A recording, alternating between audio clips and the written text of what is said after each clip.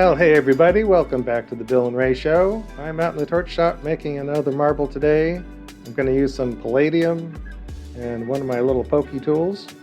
So the first thing I've got to do is get a Palladium mix going on. So we're going to fire up the torch and see what we can get into. I've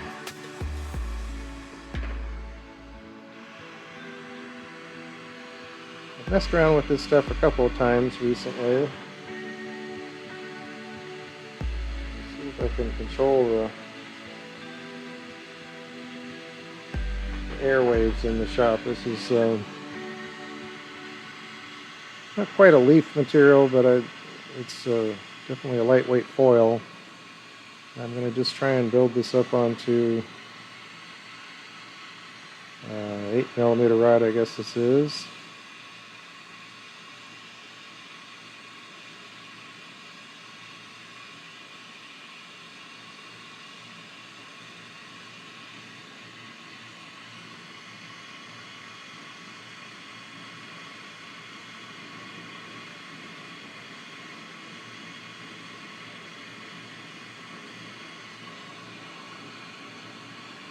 The Palladium can take a lot of heat. It doesn't fizzle like silver does. Try and juggle a couple of pieces here.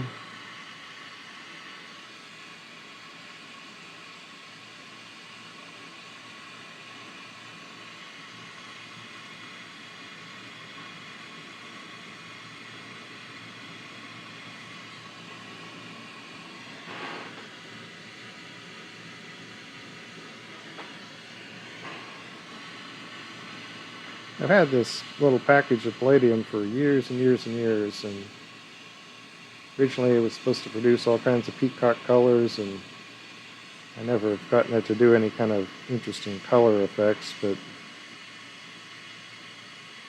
it does retain some nice sparkly effects. So let's see if we can kind of keep this in a little. I'm going to layer some clear glass on top of it. Which again, because it doesn't really melt that easily, adding glass on top, I'm going to make sure everything's pretty good and hot so it has something to stick to.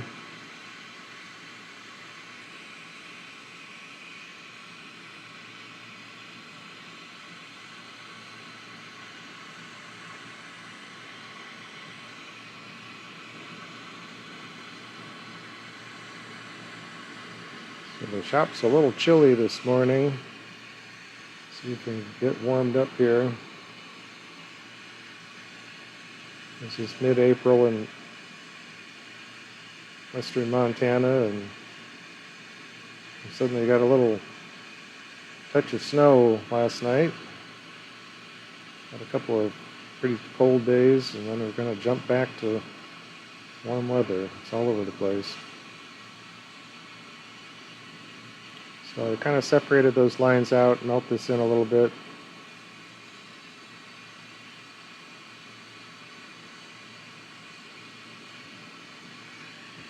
So if we kind of hang on to this end here so it's not flopping around so much.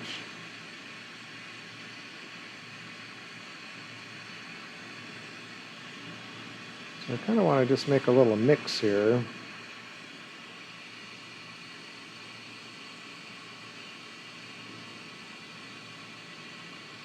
We've got some of this under control. I'm going to fill in a little bit between these lines.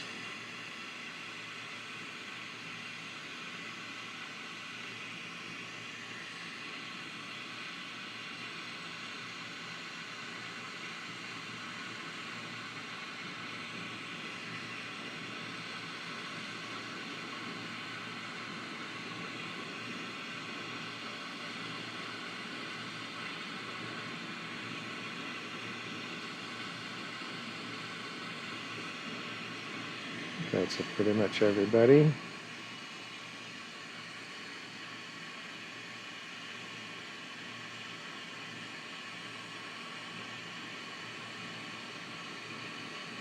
So just kind of try and mush this up a little bit.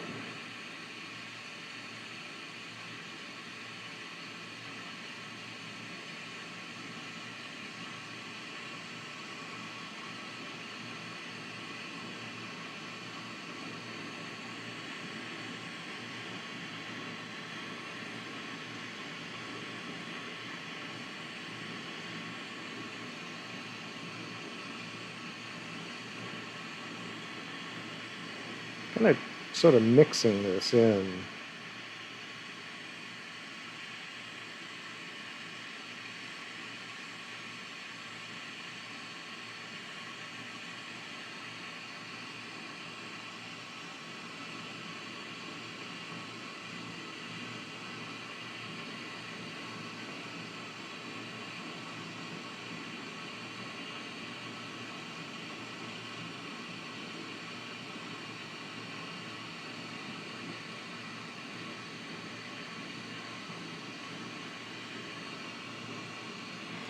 So that's a little section that's got some of this palladium set up in there in little particles.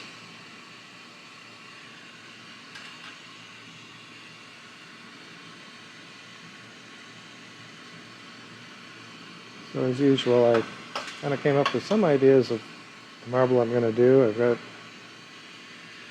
some notes written down, which I should probably take a look at. I haven't even looked at them this morning. I think I know what I'm going to do. So I'm going to set this aside for now. And this little bit of palladium foil.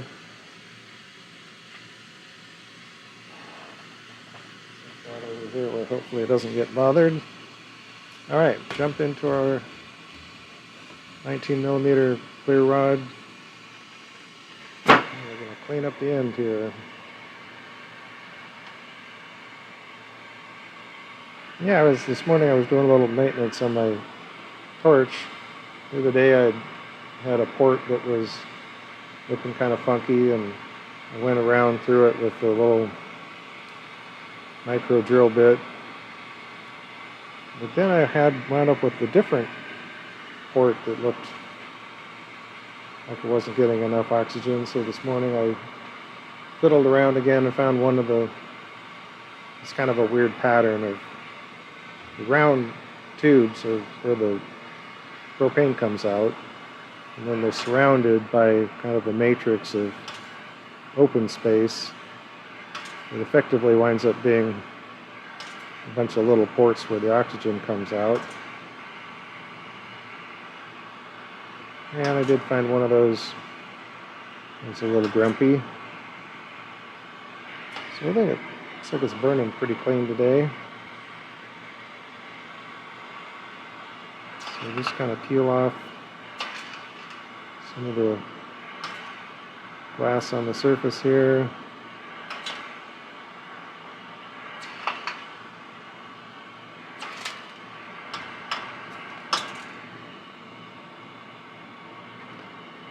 Okay, so we're going to start out trying to make a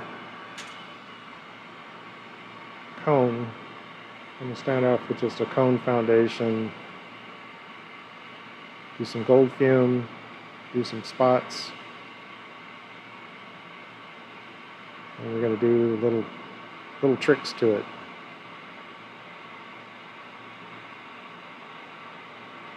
Well, I hope everyone is doing really good out there. We wish everybody the very best, and thank you so much for stopping by and checking out our videos. We've got a whole lot of these build videos now on the channel.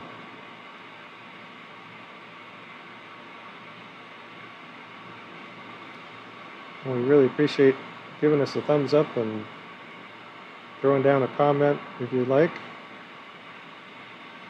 Helps us out.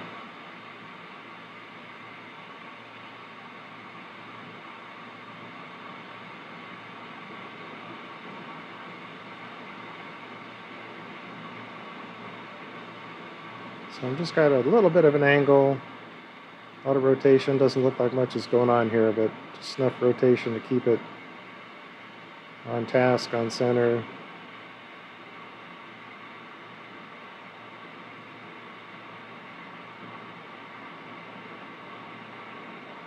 It's looking pretty clean. A lot of times I have to pick away at this shoulder where it's just starting to melt in. So there tends to be stuff on the surface of the clear rod that kind of accumulates there. But we're not looking too bad today.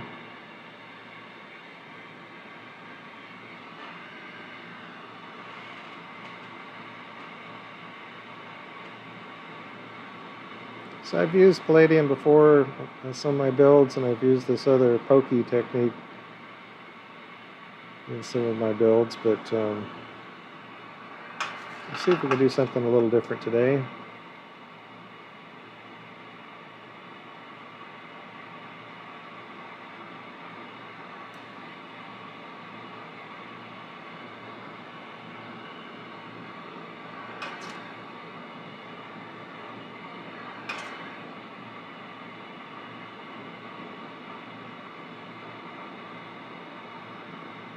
Okay, just kind of get a nice size gather on there.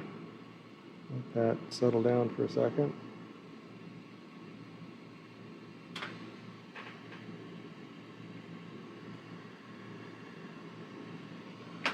We'll use our graphite paddle and start working this into a cone end.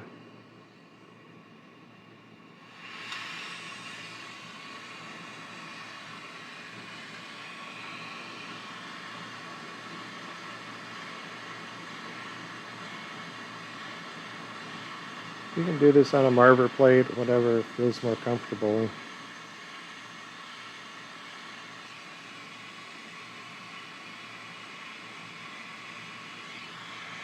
I do like to use a marver paddle.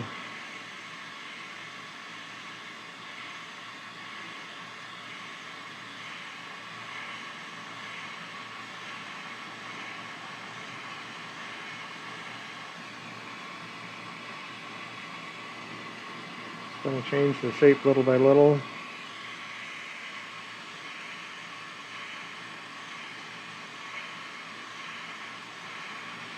So basically trying to get some real estate here, kind of elongate this cone out. Give us some room to work with.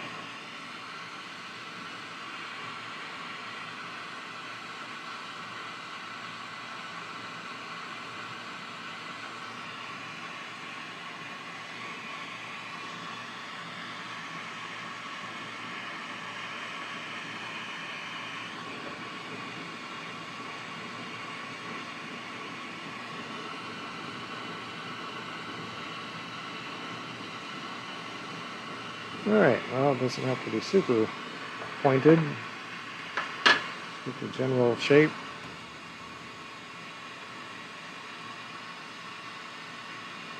Oops. Just like that, torch is out. Oh, now I gotta...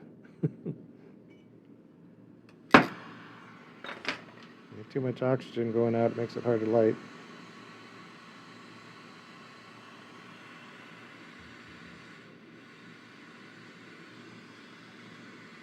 Okay, see how we can do with some gold fume.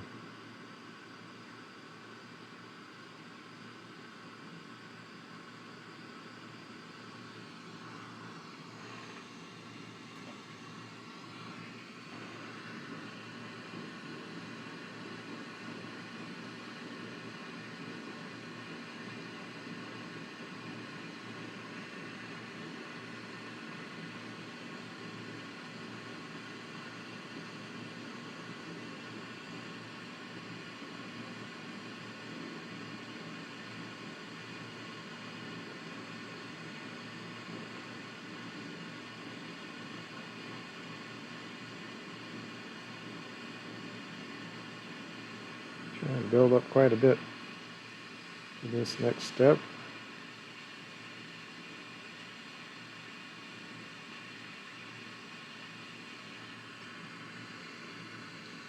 And kind of roll this on the marver and try and keep it from disappearing. Alright, now I've got a kind of a stringer pulled out of dark cobalt. We're going to do some dots on here.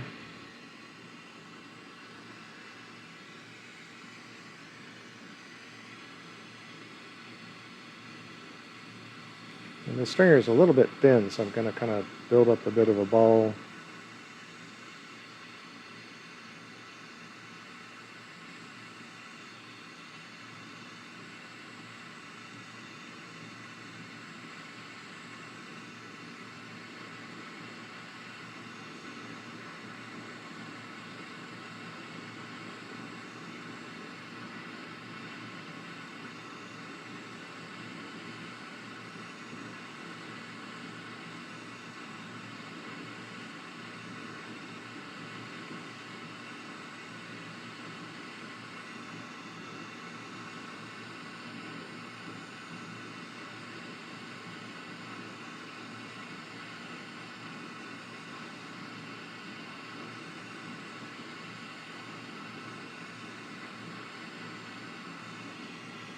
I wasn't trying to do any kind of pattern. I was actually trying to kind of keep it a bit random.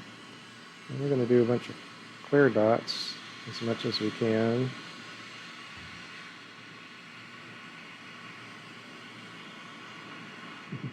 And figure out which flame I want.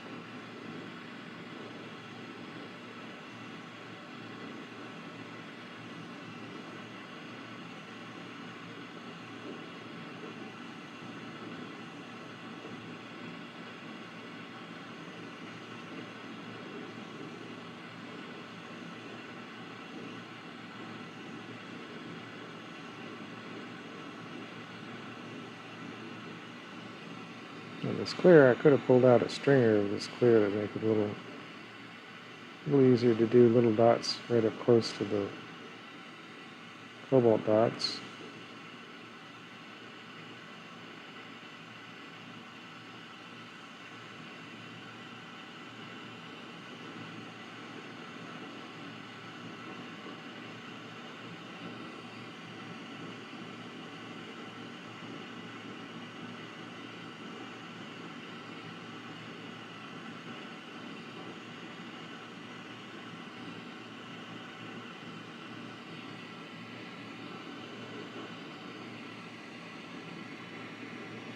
Okay, well, it's kind of hard to fit in little ones in between here, but you get as many little dots, I'm just going to start running into each other if I keep doing that. Alright, I got to heat this whole thing up pretty good.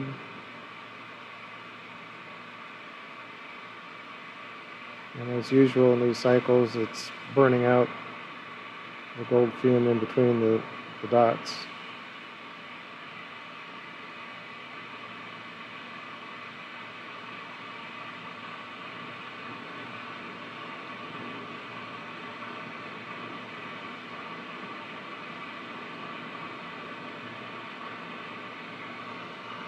Okay, now I've got a little plunge stick here. This is just a 1/16 inch stainless steel welding rod jammed into a wooden dowel.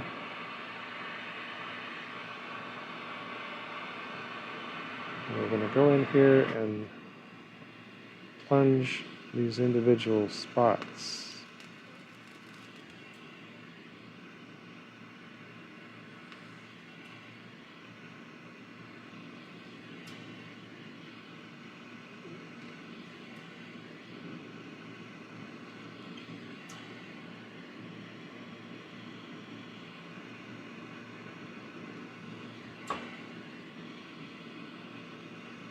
Oops, I missed that.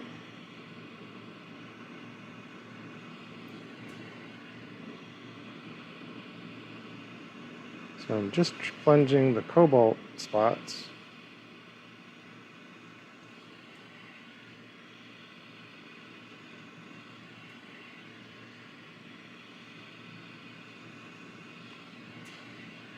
And hopefully don't get this stick stuck in there.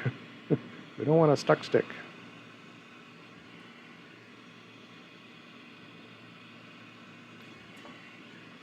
So keeping it good and wet.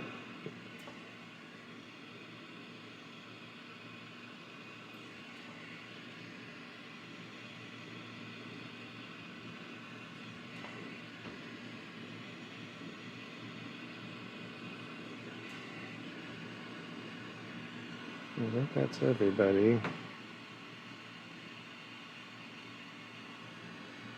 Alright, now we gotta heal up this whole situation.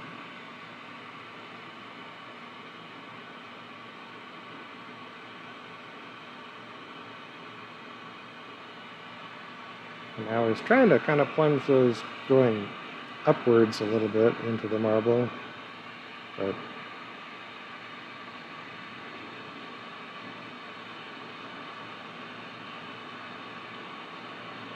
at least straight in.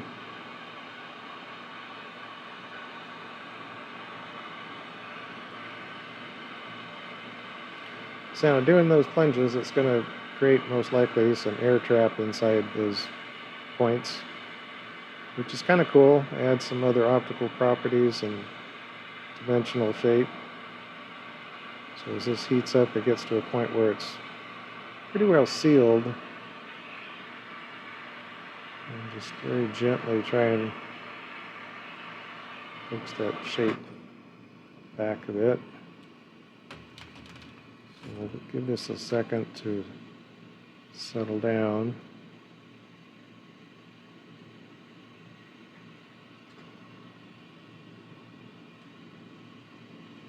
Okay, so far so good. I'm on track. That's what I wanted. Next step I want to do is add this Palladium in the background.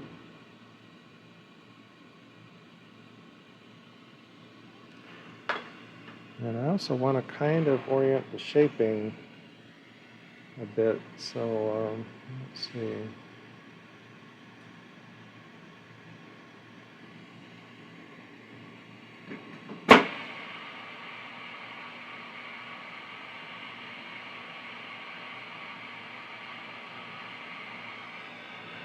It's a little bit awkward positioning to do this for me, but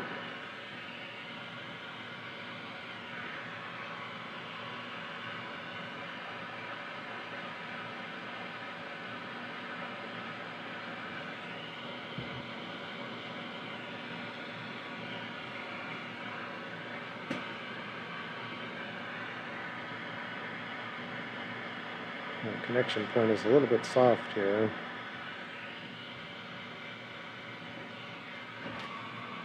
So I'm trying to kind of make a triangle.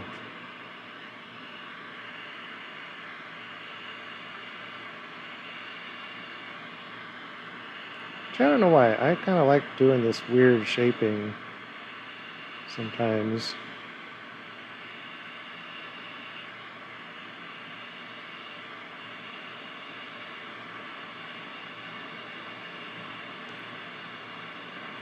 And it's kind of hard to get the angles and the flatness equal, so I do a lot of this kind of messing around with the paddle to try and shape it up.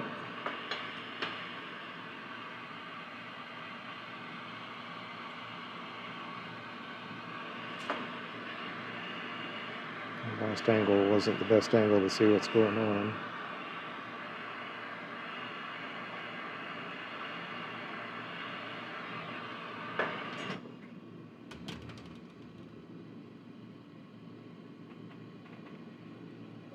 Alright, I don't have a ton of this sparkly stuff, so I have to be kind of careful how I use this. And we want to warm this up. I'm not sure how shocky or troublesome the amp. See, I knew it would be a little shocky.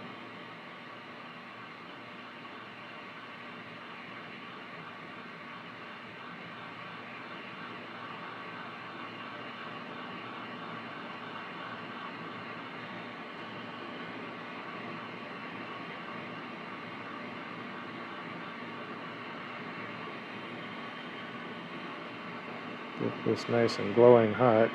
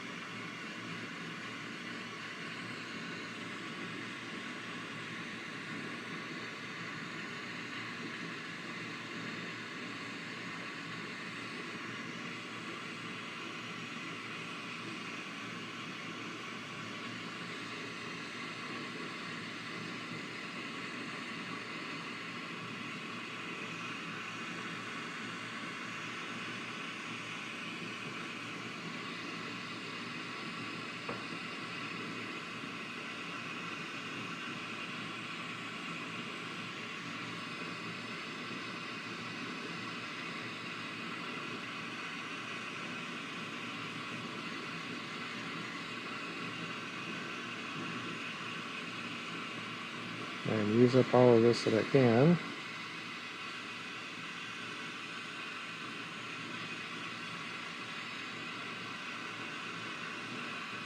And yeah, kind of looks like a mess right now, but it's alright. I think I'm going to give up on that. Cool.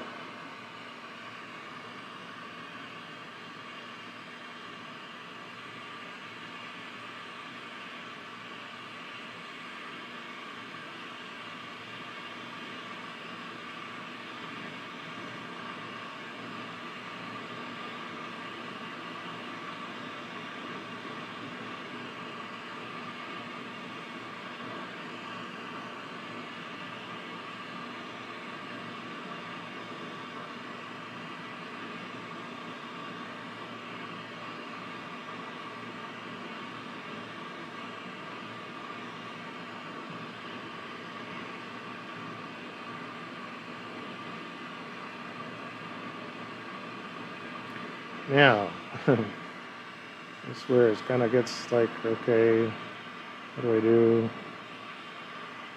I'm trying to be creative here. I'm trying to add some more gold fume lines, but let's see here. First, I got to get this stuff to kind of fill in.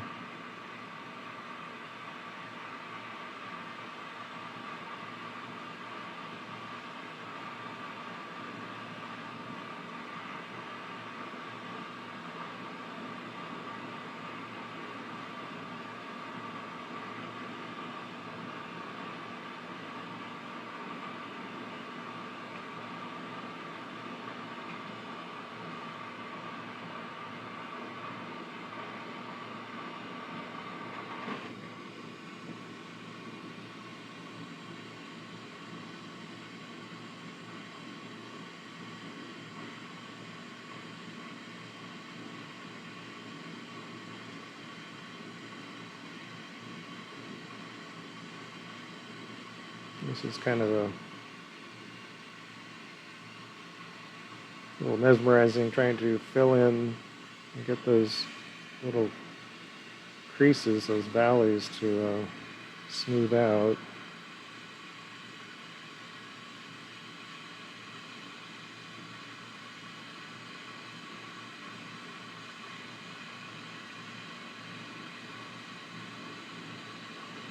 So I prefer to not trap any air in there.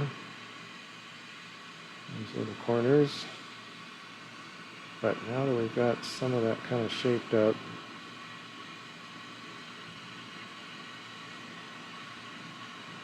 I'll settle down here just a sec.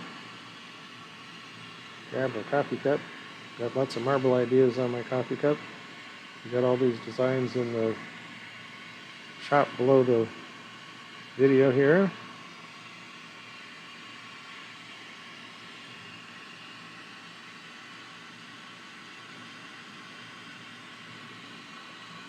Alright, so I wanted to add a little bit more gold.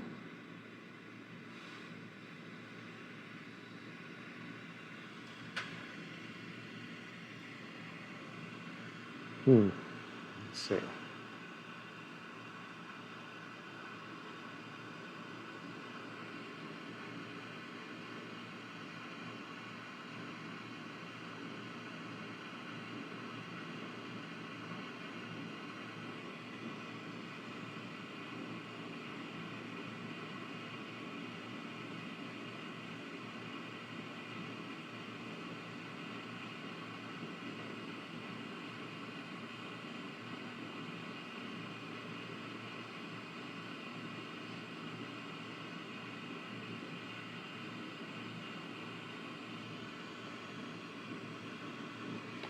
All right, then we're going to add some lines.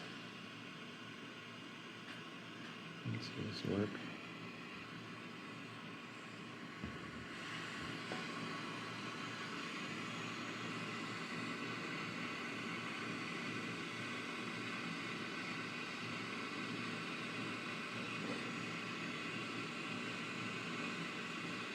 So just a little bit of accents in here.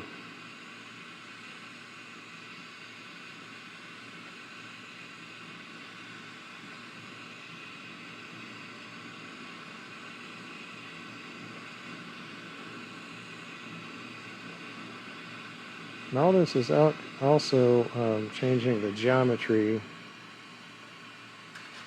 So that three-sided geometry starts taking some influence on this. So at this point we're going to go back to a cone shape. Sure, sounds good.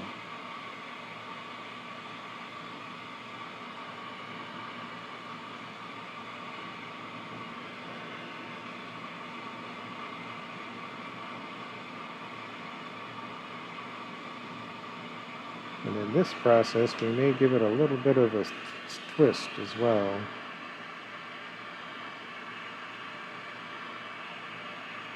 So first we're going to kind of flatten down these three sides. We're going to draw out a little bit this point. So I'm actually pulling. Graphite doesn't have much drag to it, but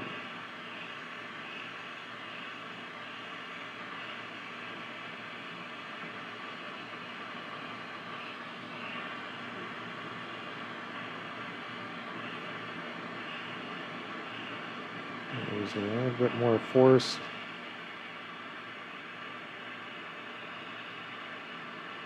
I'm trying to introduce a little drag to get it to twist, but it's not really doing much. Meanwhile, my paddle is getting screaming hot.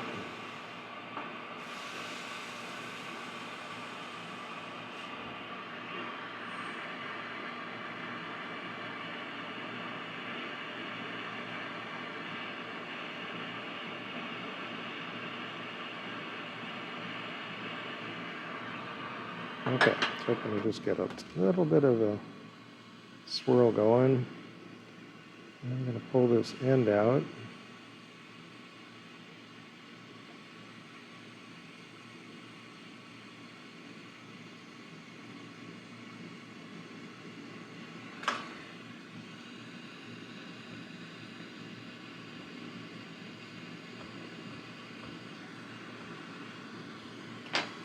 All right.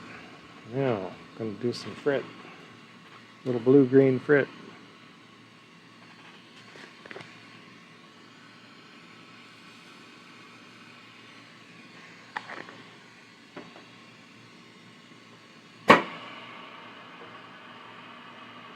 So we sat there for a moment, let that core cool down a little bit, get solid. And we're going to heat up just that outside layer predominantly.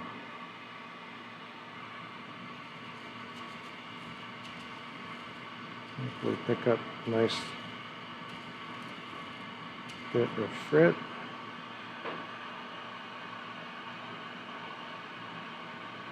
I didn't get too much on that end.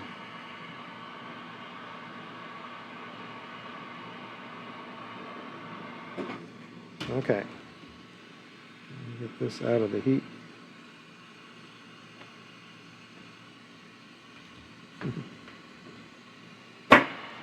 Alrighty, now we're going to just melt that frit in. Take a moment here to acknowledge our sponsor, Epicwater Filters. There's a link in the description below where you can go to their site and check out different water filters they have. If you make a purchase on the site, we get a little commission to help out the channel. So get yourself a great water filter and help us out at the same time. If that interests you, save some money on bottled water, that's for sure.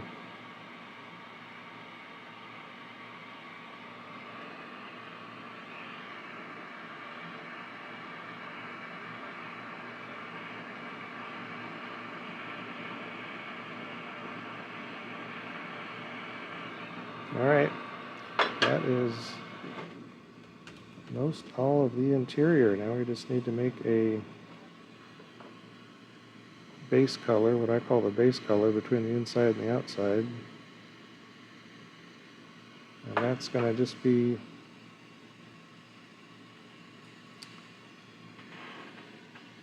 black, jet black.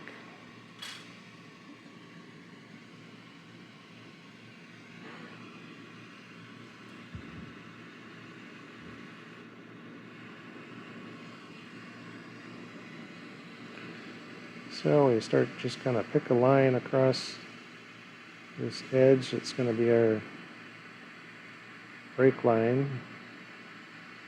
A little frit on the upside, on the lens side, is going to be basically lost, torn out later.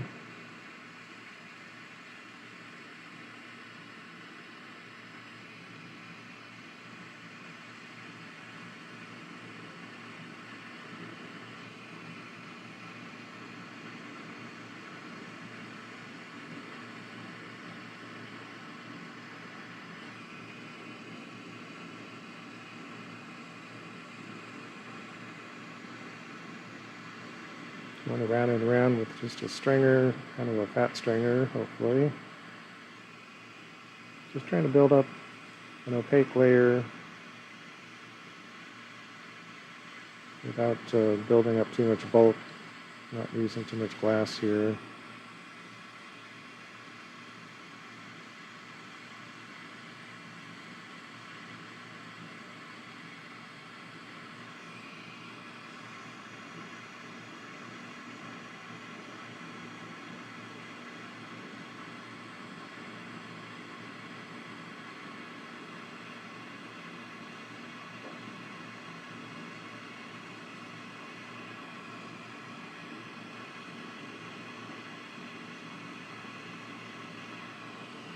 Okay, get down to where it's kind of short.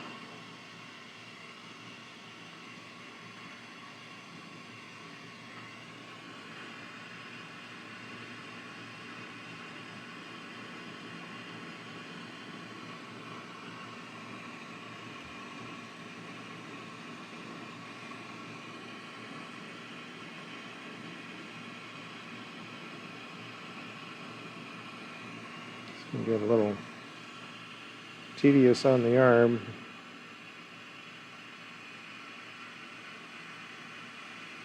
Hanging out here in space. Trying to get the position just the way I want it with the flame. Keeping the base form. Melting that stringer in.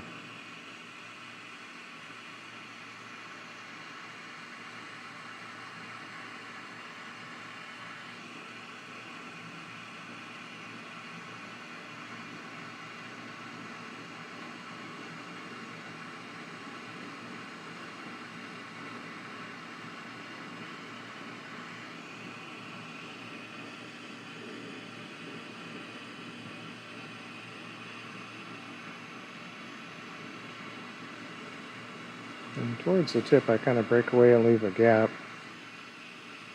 The tip tends to get overly heated.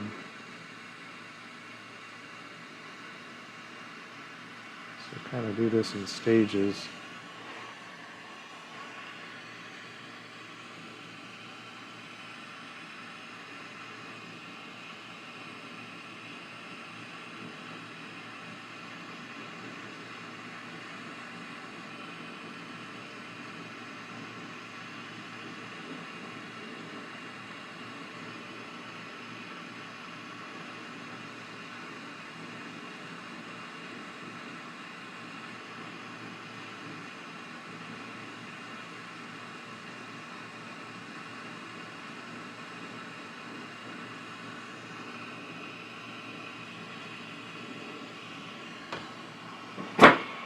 Alright, heat this up and see what we've got.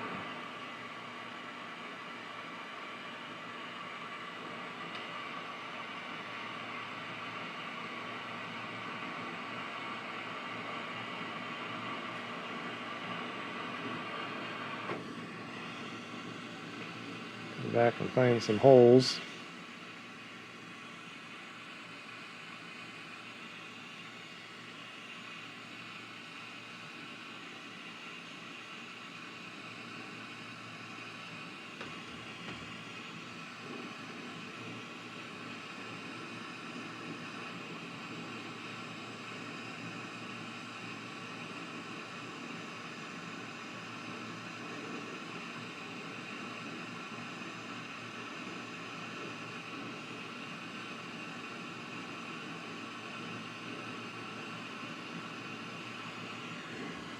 Alright, a little fiddly work there.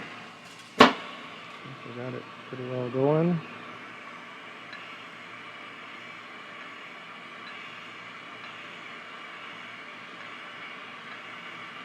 At this point I'm using quite a bit of pressure. Squeeze that all down.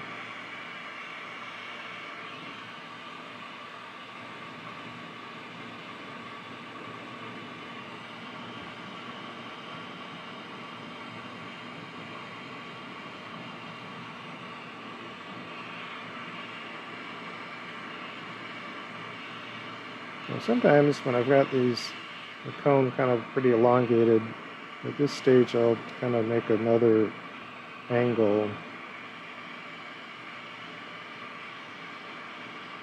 and shorten it up a little bit. I don't really see that in the end.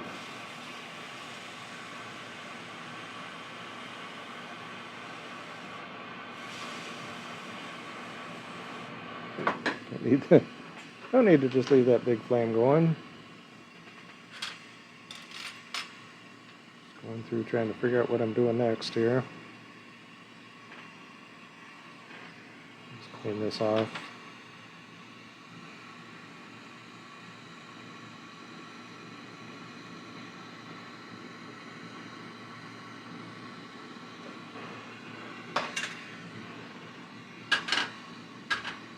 Alright, we're going to throw down some silver fume. We can find some.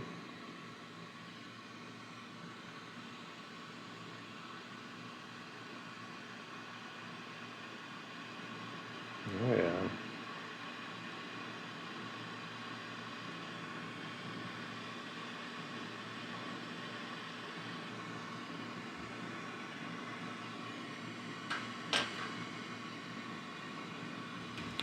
And then dial this in for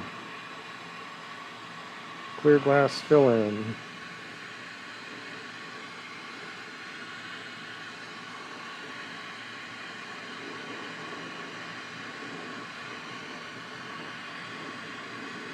Start out here near the end, but leave the end alone.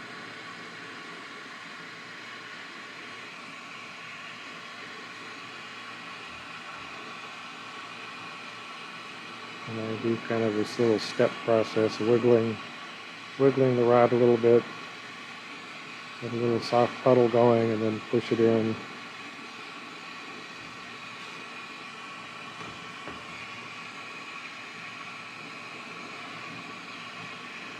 Just going to try and use that as a rest, but can't really get the right feel with that being resting. So I had someone ask about the way I switch on the fire on and off, and that's with a foot switch, which is an electrical foot switch, and that controls two solenoid valves that are normally closed. So when they're energized, they open up, and it's both oxygen and propane. Opens up to the other torch. And if you have a two-stage torch with an inner and outer flame, same thing, it just turns on the outer flame. So the top fire in my situation is always running, and then the bottom fire turns on and off on demand.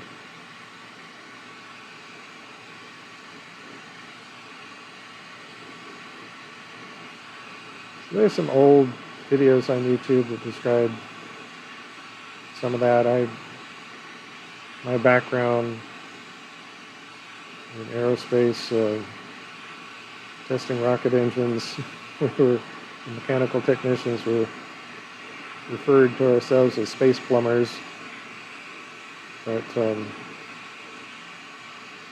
plumbing, hoses, tubing, whatever, fittings, valves, it's all very familiar pieces and parts to me, so it's no big deal, but can be done by a do-it-yourselfer. Be careful. The solenoid valves, you want to make sure they have a large enough opening in them, so at least the 1/4 inch lines that most torches have. You want to make sure the internal passageway is a full 1/4 inch or 6 millimeters or so.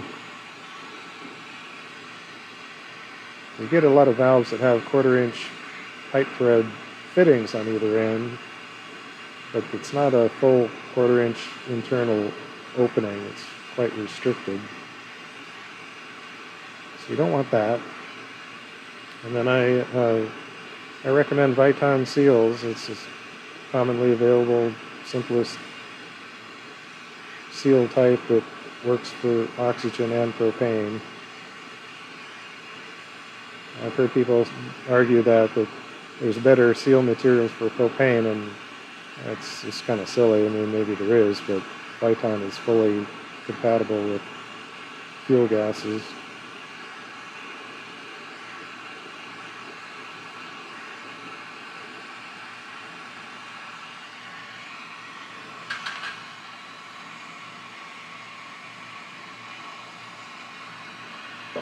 And kind of the bigger concern is it's compatible with oxygen.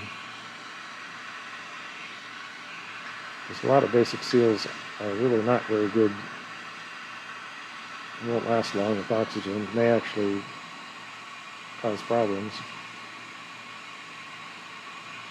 So after the first run with that clear, I want to get that stuff melted in and get this edge defined.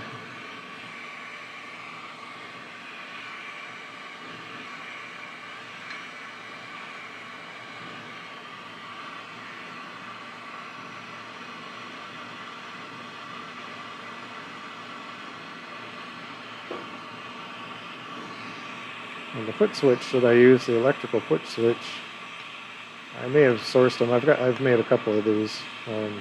But Harbor Freight sells the basic foot switch. You want one that has the contacts it stays on when you push it. And you push it again to turn it off. So latching switch is what they call that.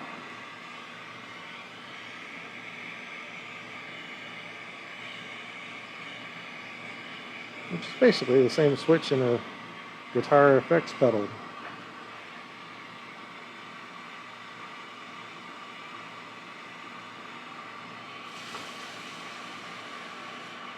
Okay, we get that good and hot, and then we can keep going.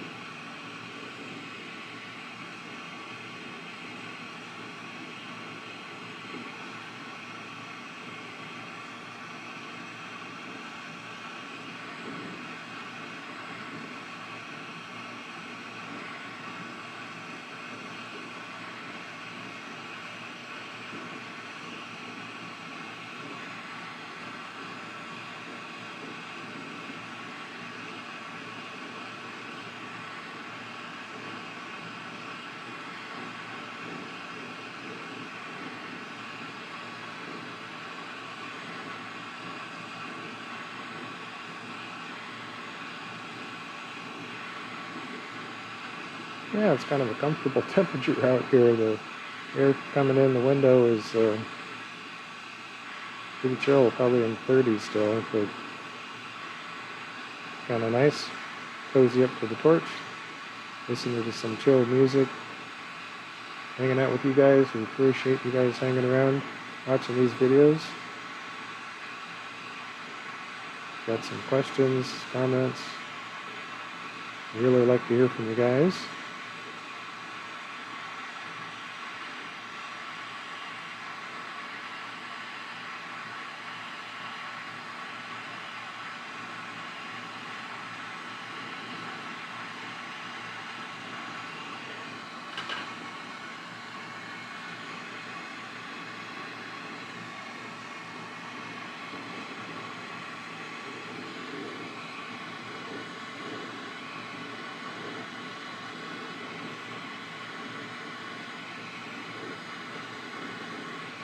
Just keep rounding around layer after layer, trying to build this out.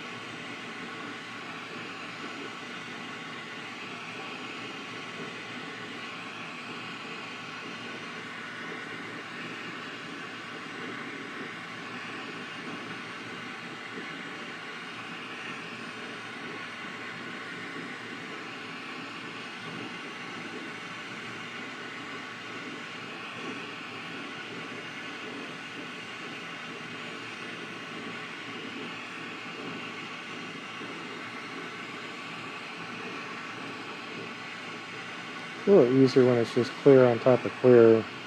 Just smush it together.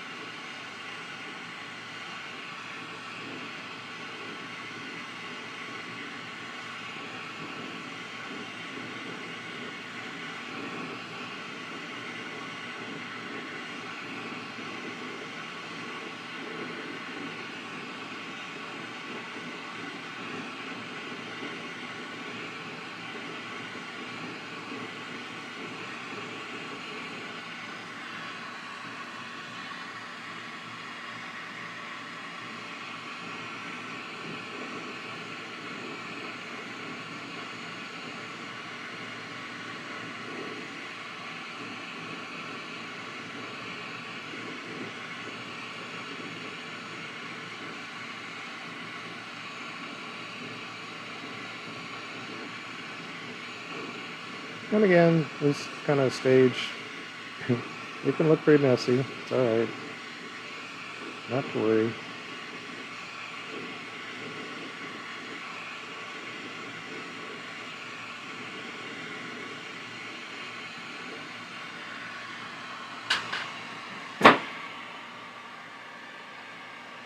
A lot of mediums, you go through phases where it's pretty rough looking, and you smooth it out.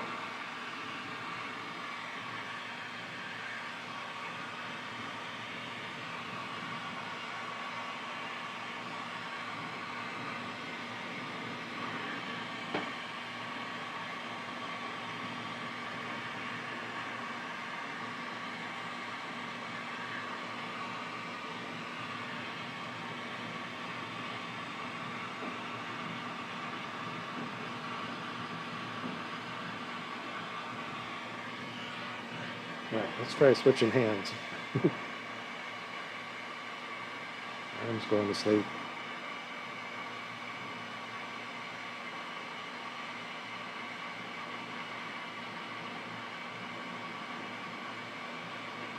Yeah, I have these pads for my arms so that I can move around on the bench. Just a block of 2x4 with some hard foam. This foam is probably from the like the floor mats that Harbor Freight sells. And then just some shipping tape to hold it together. They need fixing up every once in a while, but they last a long time.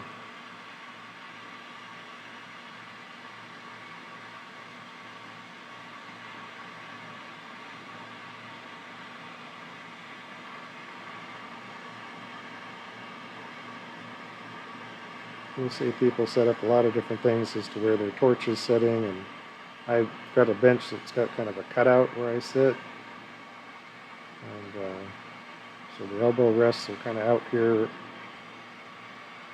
where I like them. Play around with different configurations. I spent a lot of time starting out, I was making glass beads, so I needed both my elbows resting on something comfortable and have both my hands right up close to the torch. Some guys prefer to be standing. I've always basically been sitting, but the bench surface is up at a high enough height that if I stand up, it's still a good working height.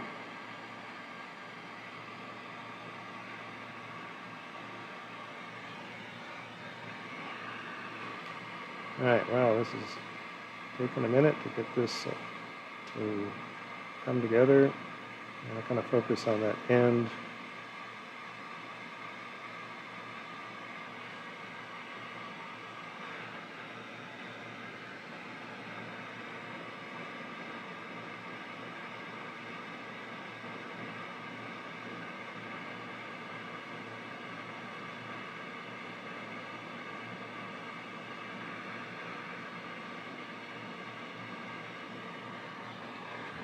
Okay, one kind of a fun thing at this stage.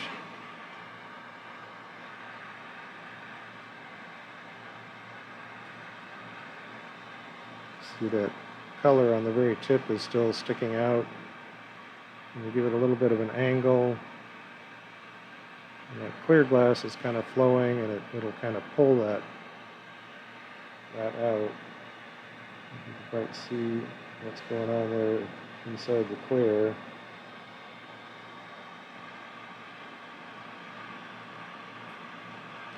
But you can kind of get that clear glass to pull that focal point tighter.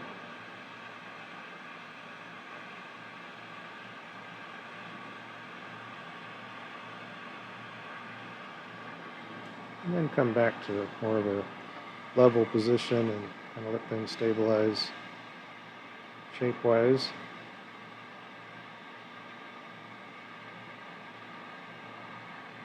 So you don't want to get too elongated before we move forward.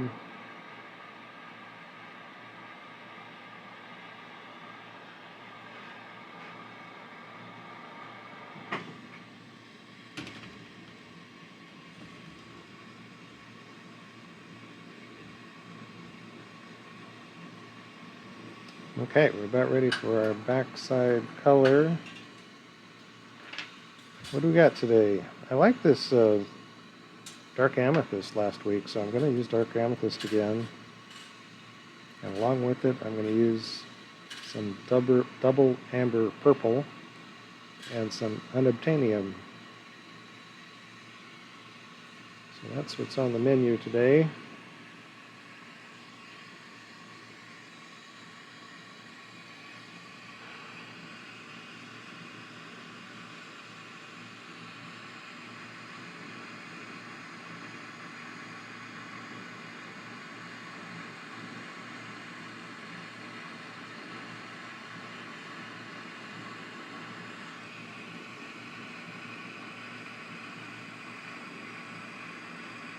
You can see in that first layer of clear underneath there, I did trap some bubbles. It's like porosity in your welding. It's a really bad thing in welding, but in glasswork it's buried inside there, structurally irrelevant. Not really going to be seen much in the final product. But something to practice on technique so you don't do that.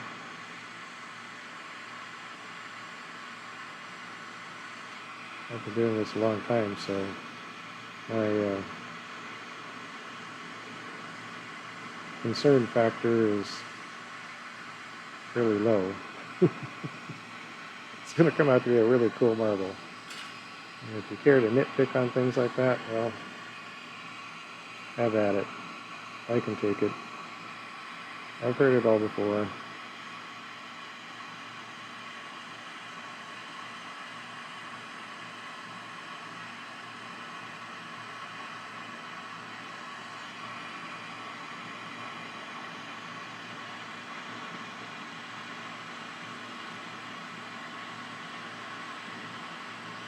I have a long history of doing things my own wrong way.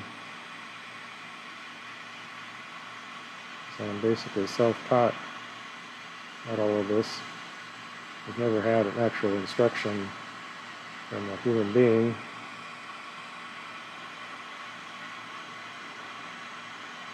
The only class I took with other people was actually about the shop tools, and at that time I was kind of interested in little color pot furnaces and different computer controls for your shop setup. I did that in Bellingham, Washington with Brian Kirkfleet.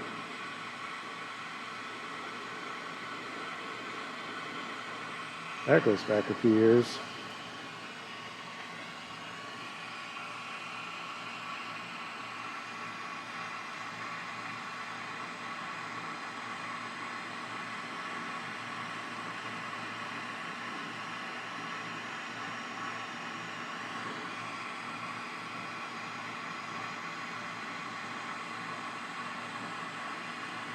Okay, so this is amber purple.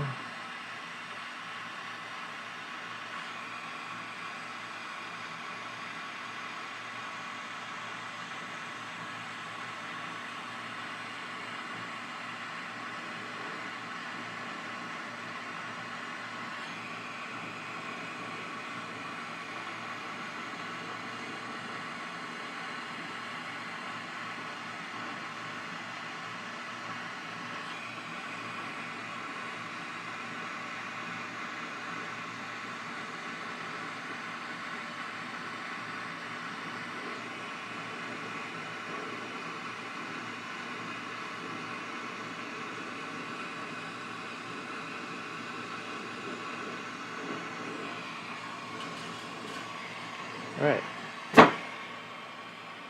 now we got to heat those lines in and cook out that amber purple until it runs clear.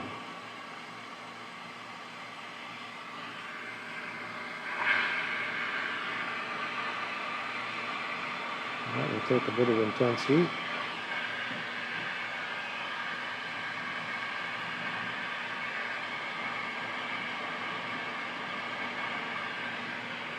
I'm trying to back up a little bit, not hover over the flame so much. Same thing with these L marbles, they kind of naturally give you a bit of a barrier. And that heat bouncing right back in your face.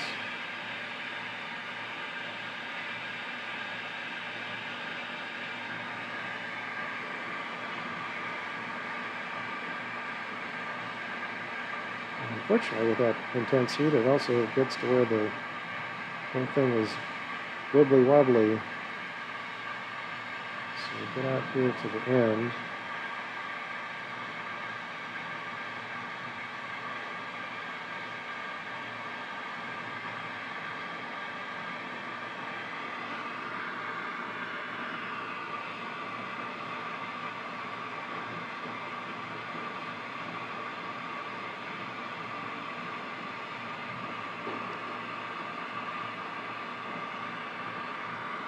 Being very reluctant to turn clear.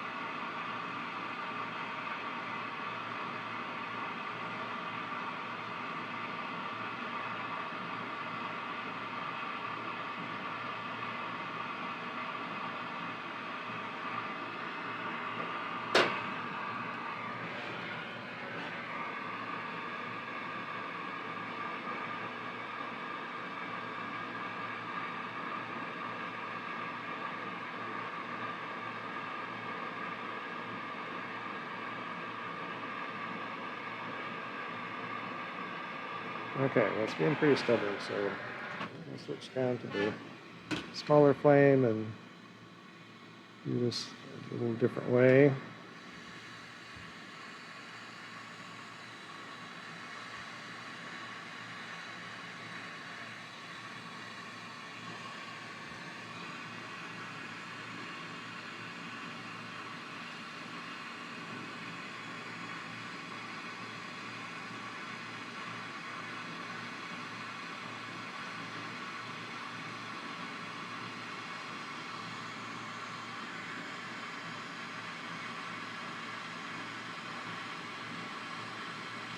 So this gives you more directed heat.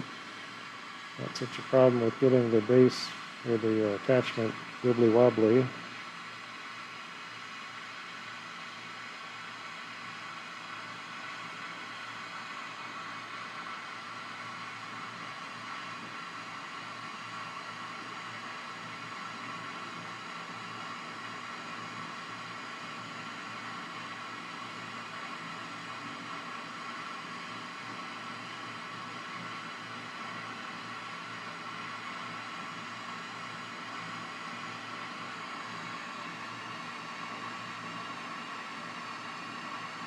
And kind of just sit on that heat.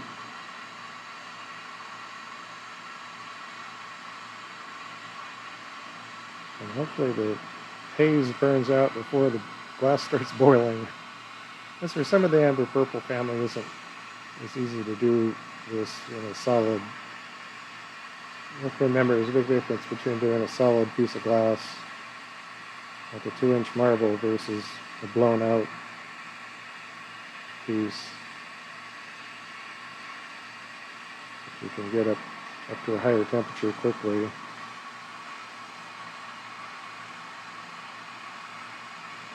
It has its own challenges.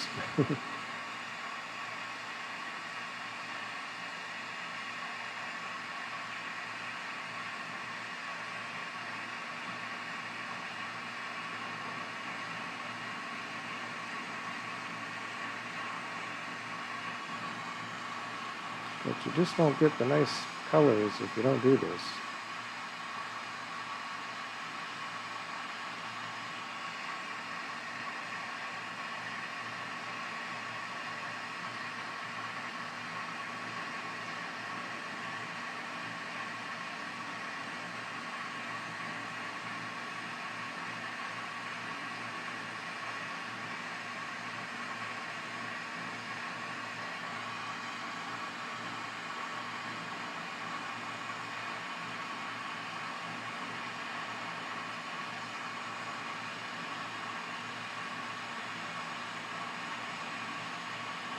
And I wasn't getting it super hot as I was laying down lines. That's one way that will help.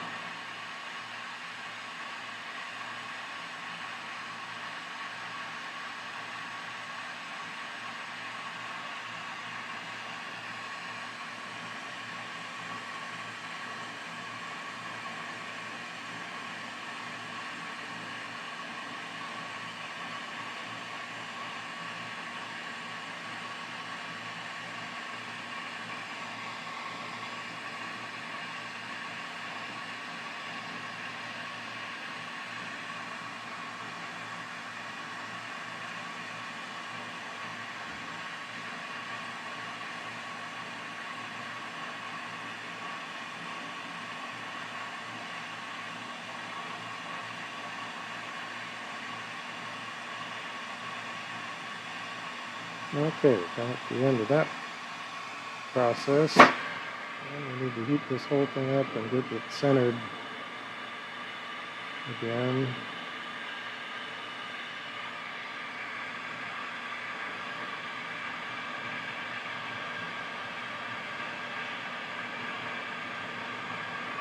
So heat up, cool down, another heat up cycle so we can cool down.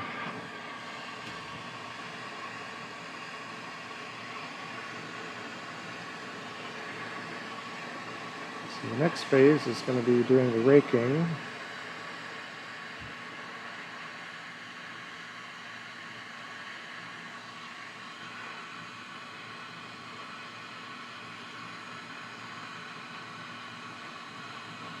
and get the torch to do some magical adjustment. It's really hard to figure out as much as I've done this what the torch parameters really should be here, but it is kind of specific.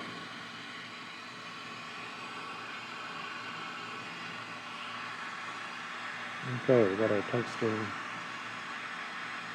pick here mounted in a pin vise.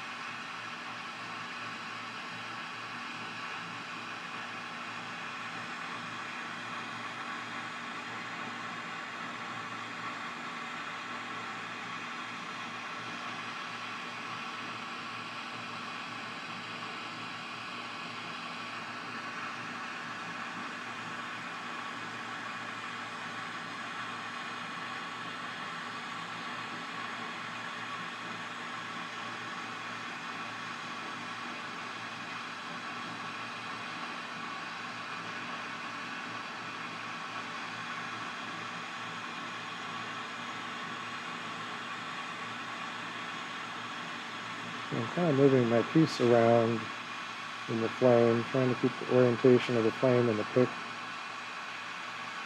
kind of more stationary, and the glass working piece is moving around.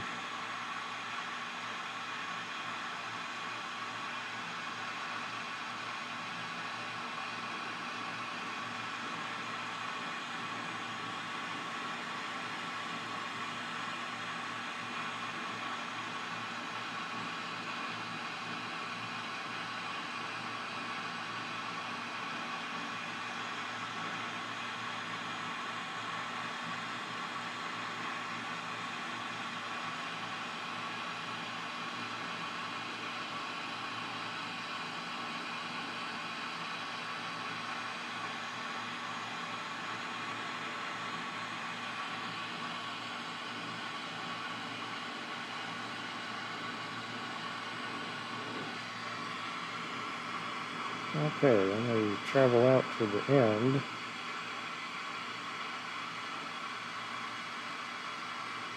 And we're kind of slowly on this first one in particular, so we're heating up our path.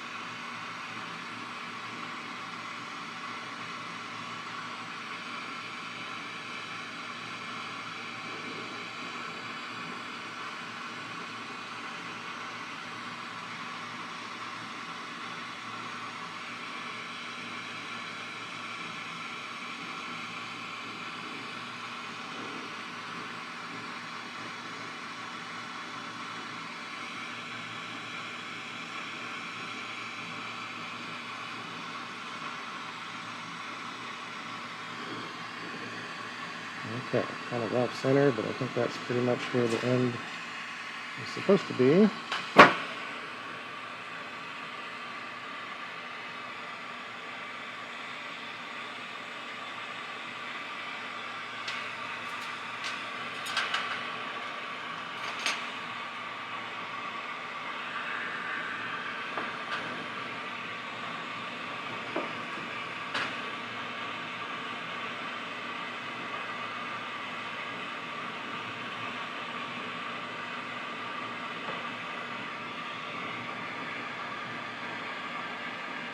So we got off center and a little bit translated through that process.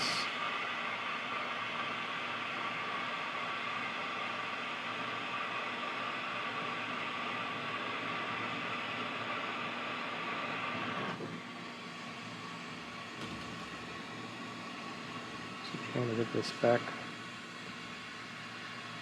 more or less on center. And this end, I'm going to pull out just a bit. And then I'm going to push that back in.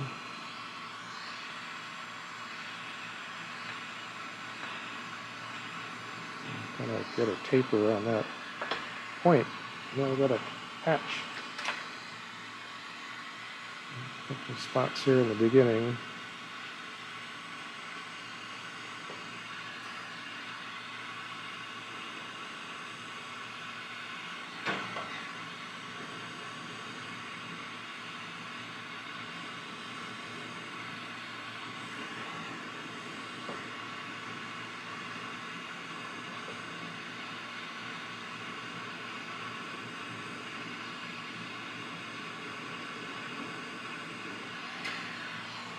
Okay, that's kind of patched together there.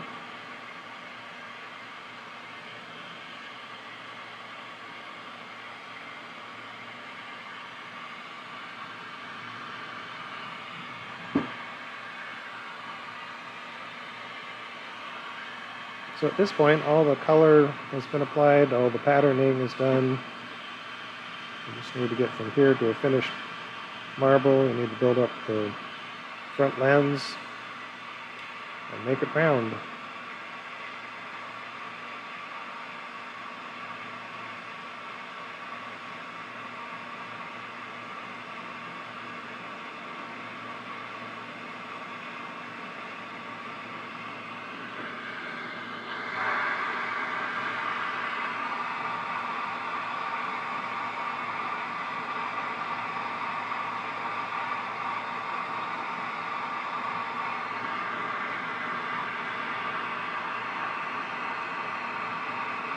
Push my oxygen to the limits here. I have a limited supply of oxygen on the concentrators. I only have 3 working concentrators right now, and then a large surge tank, so it'll give me a good bit of fire for a few seconds, but then it just starts tapering off and needs some time to recharge.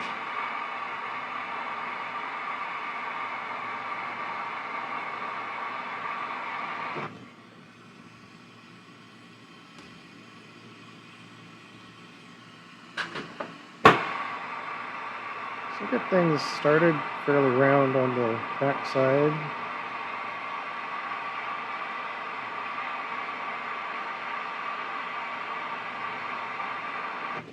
Kind of another process of heat and chill. Wait a minute for it to settle up.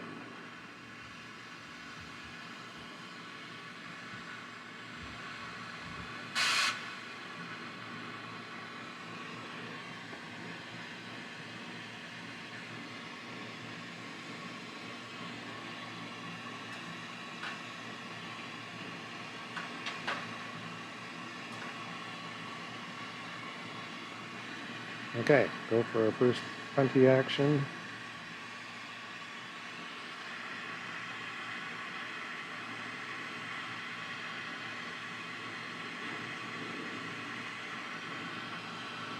And just go for the hot seal there.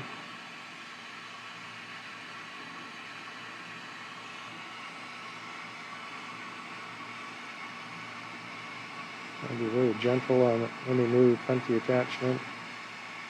Give it a little bit to set up.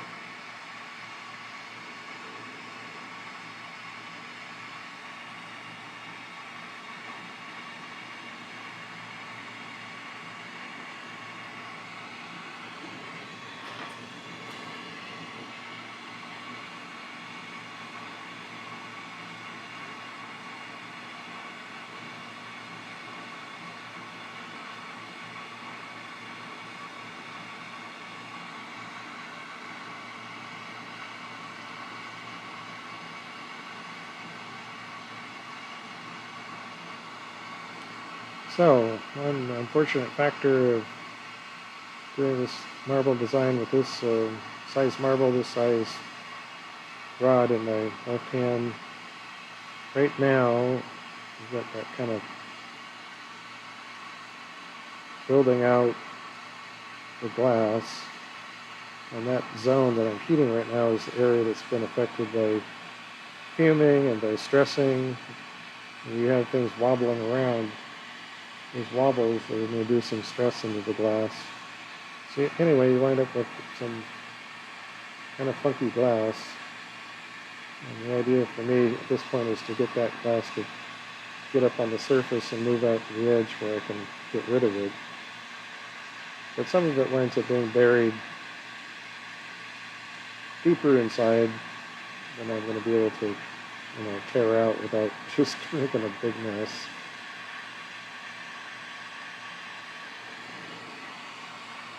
But that's the idea right here.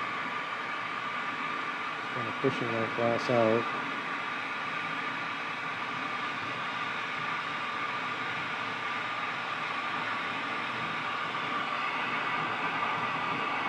Then you get into the plain part of the clear rod that hasn't been heated and messed with.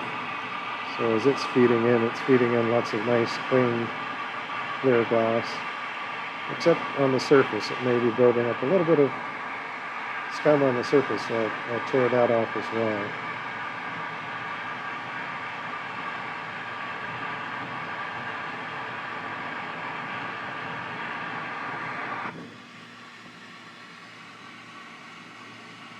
Like you see there, I try and push that glass up past the rim.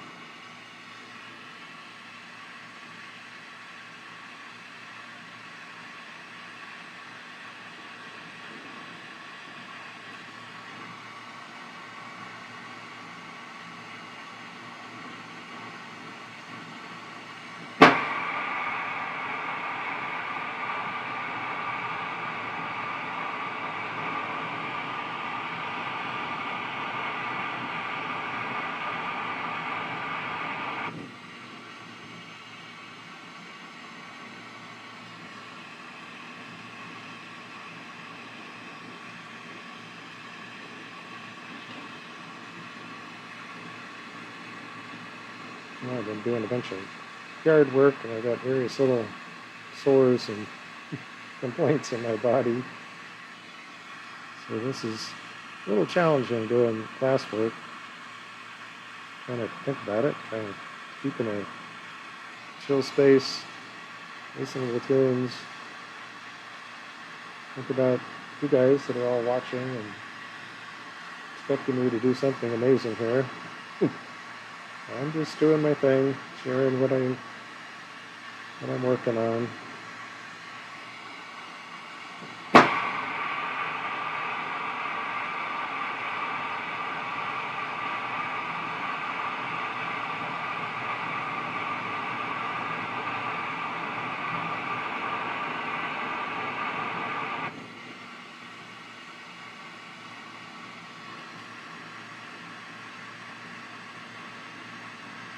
So I like my marbles to end up with kind of half and half clear lens and half the colored part.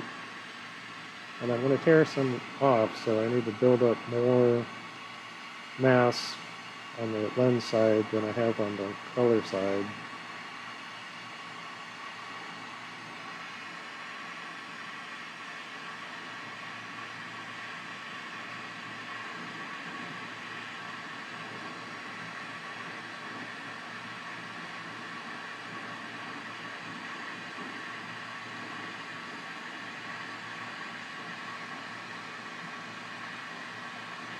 So, get this built out quite a ways, and we can go up to our constriction roller. I put this thing together myself. Bought a couple stainless steel discs and drilled the hole in the center and hooked them up to a hand drill and on my grinding wheel. It was pretty much a hack to create the wheels with an edge to them. And then I got some little bronze bushings and stainless steel screws. The yoke is a little 90-degree strap kind of thing you can get at the hardware store for reinforcing a corner. And what did I do? Did I weld it or brazed it into a little piece of steel rod and welded into a little chunk of heavy metal base? and gave it some little rubber feet. And I like it. It looks great. Okay. Now, we got this far. Gotta keep going, gotta keep rolling. I want to stop now.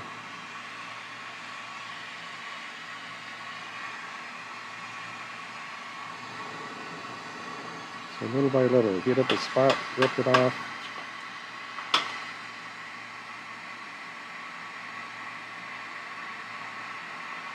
And then here, wet tweezers.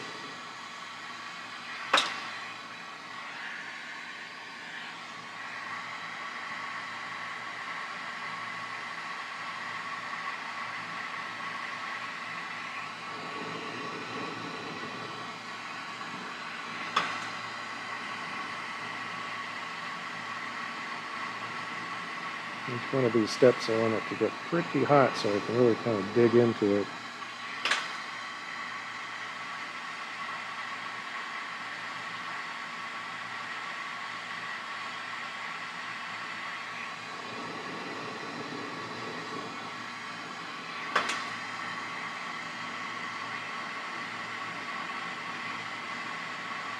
And this is where that full seal on that first puntee is kind of important because I'm trying not to tug too hard on this, but I am putting a little bit of force on this.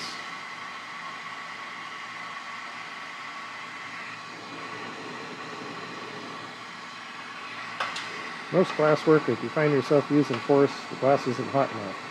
That's kind of the general rule. Get it to a temperature where it manipulates easily.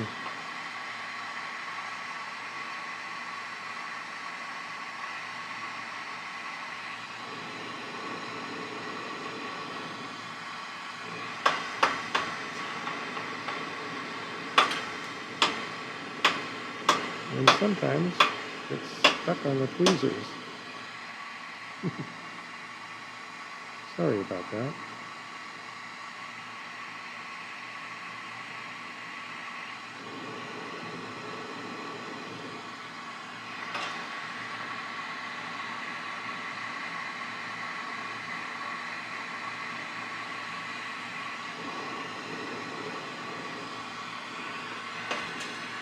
I think we made it all around.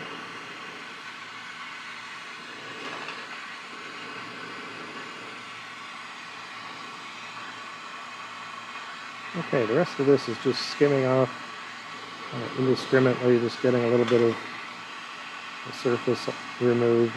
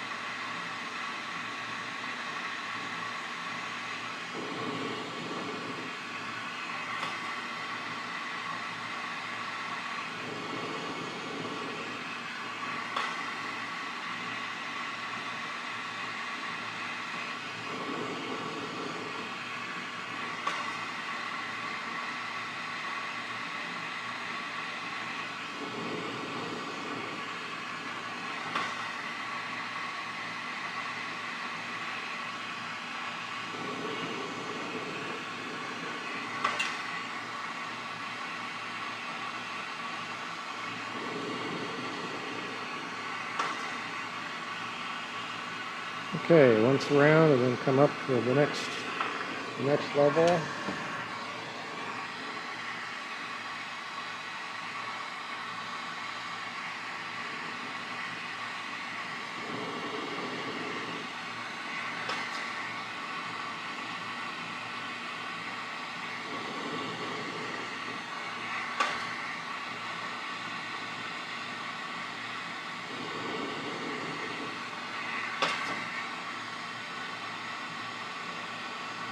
And this isn't completely blind. I can see what's on the surface of the glass.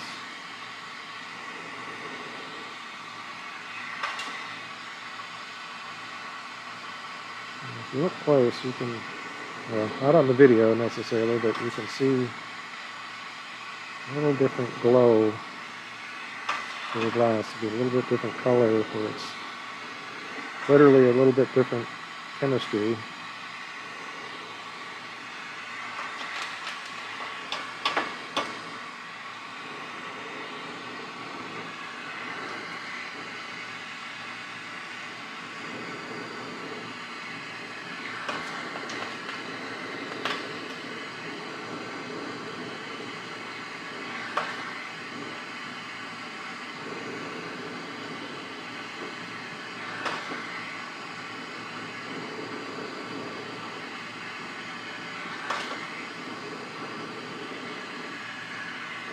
Okay, well, that's pretty good.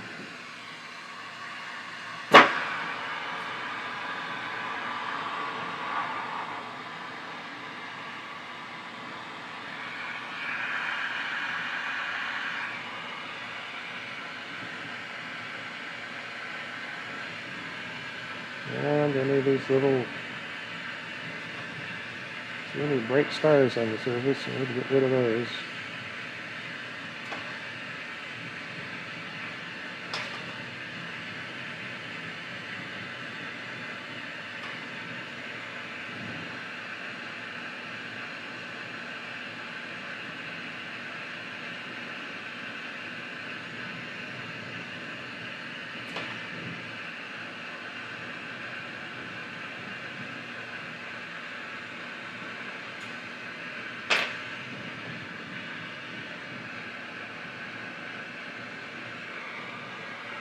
Right. We can uncover this other marble mold.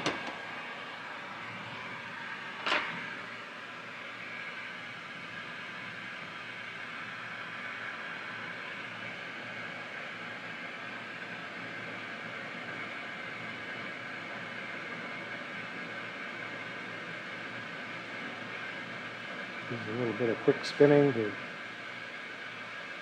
push that glass around.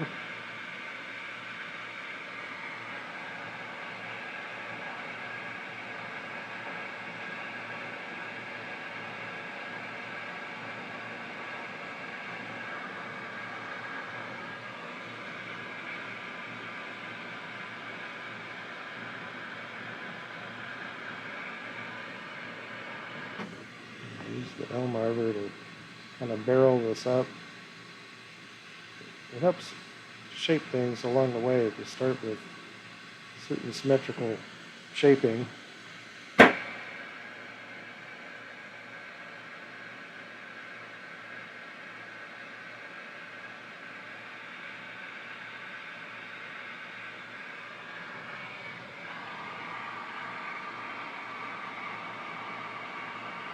When you go into tooling, you sometimes pick up stuff.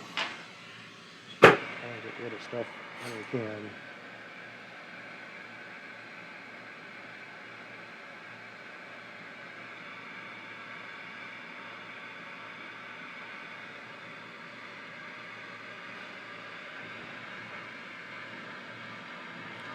Okay, well, we can kind of start doing some very rough maneuvers here.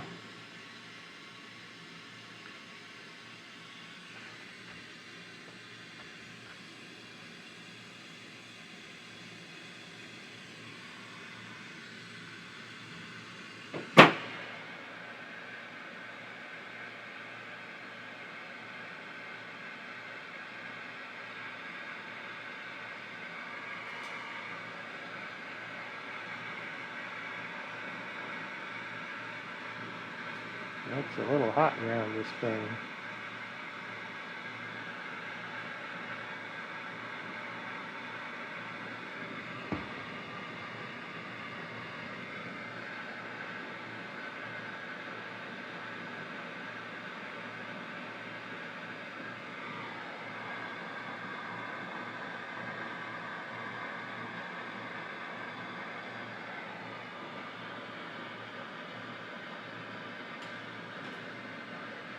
Kind of use angles, kind of angle this upwards so it falls down and kind of collapses that Little pill bottle shape.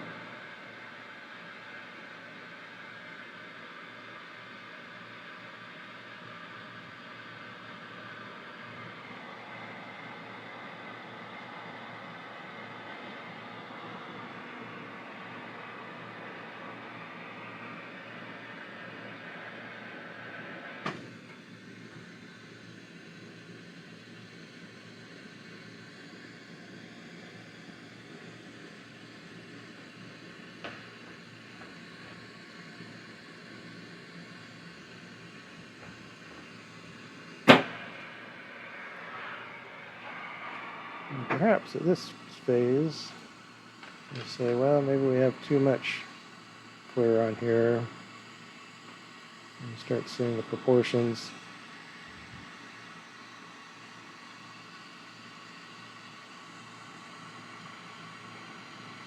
So now's a good time to shrink it down a bit. A little bit can make quite a difference, so you don't want to get too crazy with this.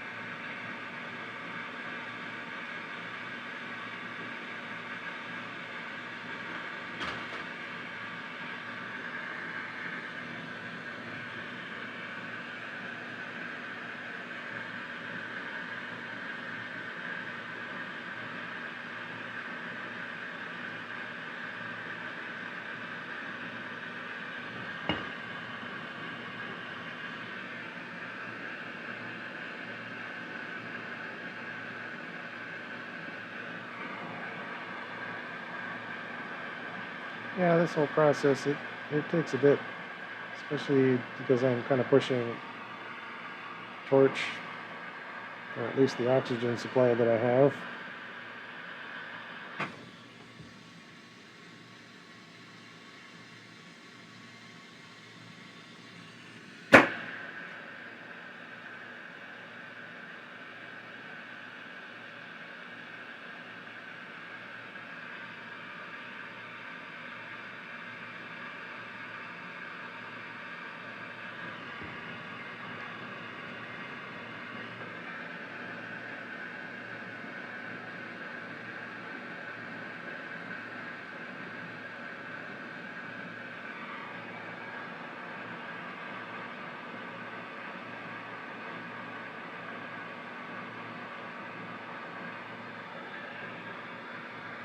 Well, I'm kind of thinking that this is still giving me too much glass here,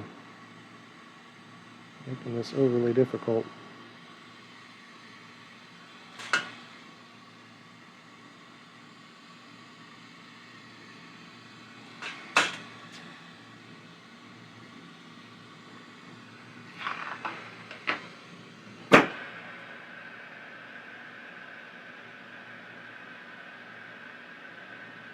Usually I think that way, and then by the time it's all done, it's not the ratio I thought it was.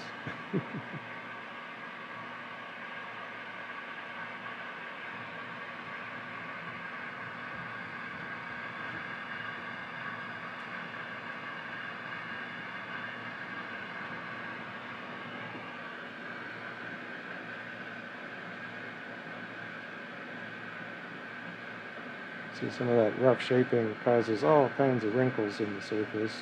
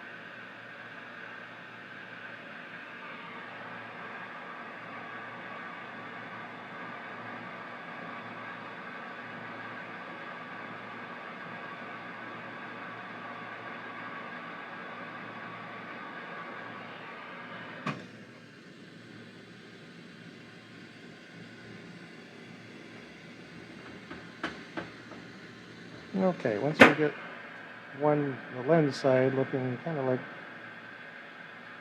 that's the shape it's going to finish out at.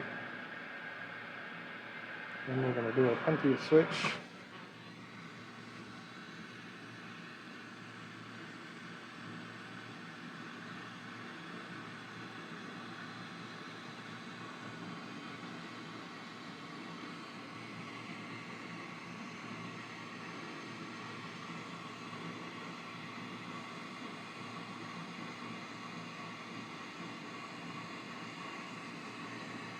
I did this punty switch. I'm going to go vertical with the new punty, give it less wobble.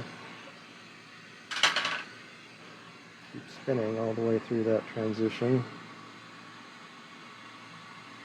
because it's still kind of soft.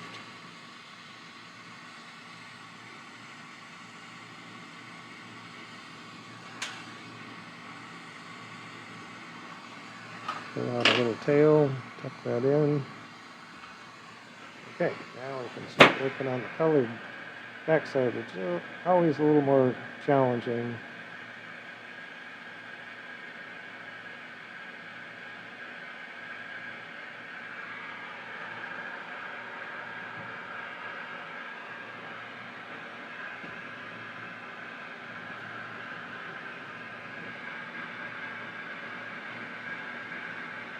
Again, kind of angled up. See if we can get it to fall back a bit.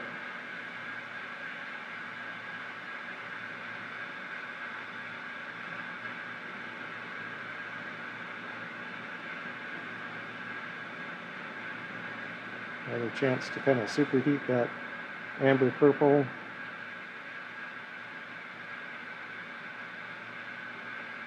It's kind of in a transition zone, especially up around the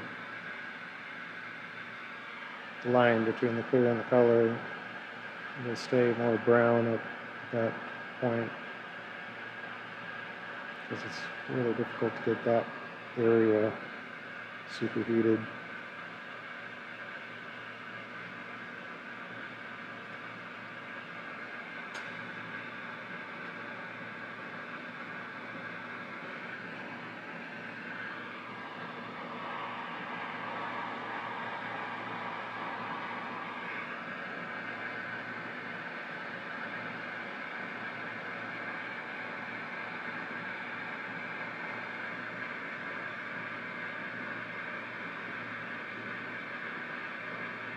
Do that same thing where we can apply some spins here to get it to shorten up.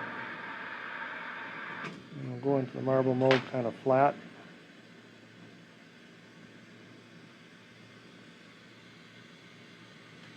And that kind of leaves the bump out where the vortex is coming out. And not disturb that until we have to.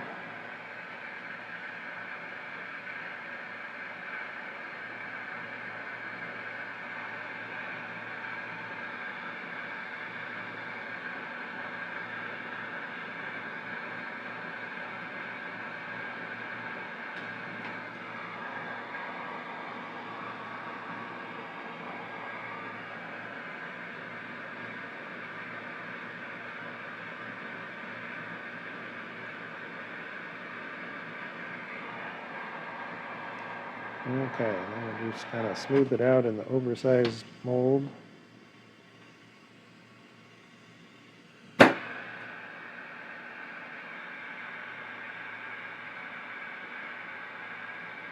might be thinking, oh, we're getting close. Well, we are getting close, but there's still that saddle between the color and the clear. I'm going to squish that together. You start doing more frequent and shorter trips into the marble mold.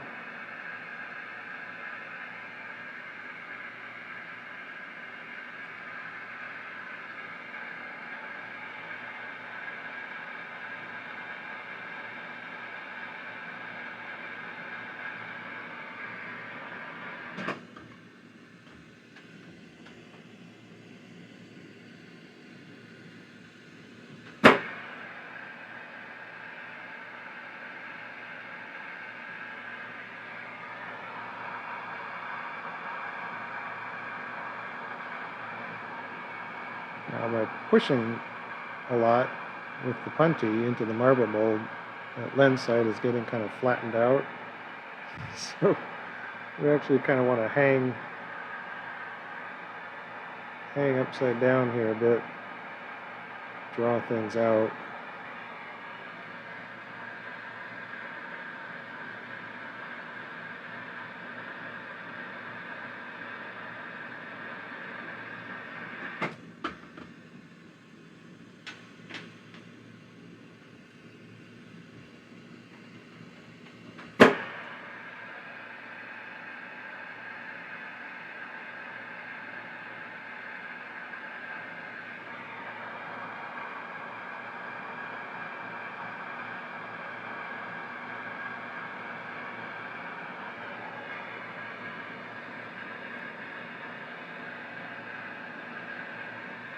So basically for my setup and the marbles I've been doing, that initial backside grew quite a bit larger than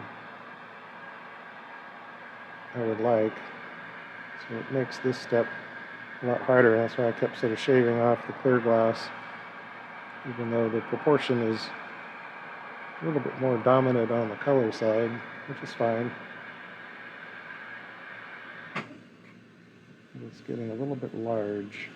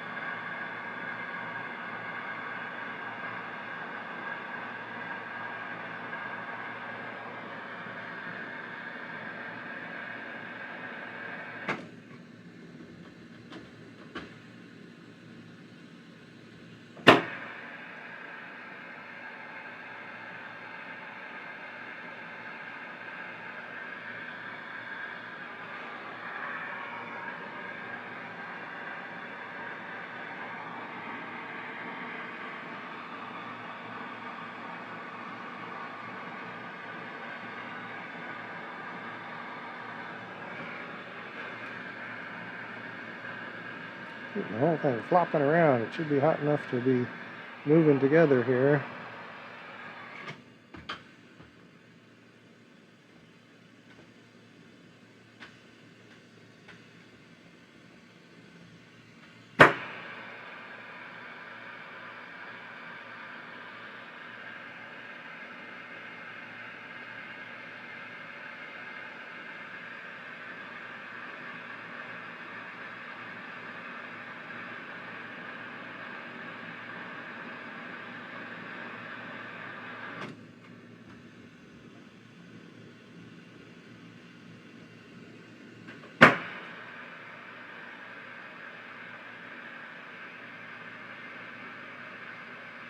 Very stubborn. So I start watching the reflections. You can really see it's still a mess in the reflections.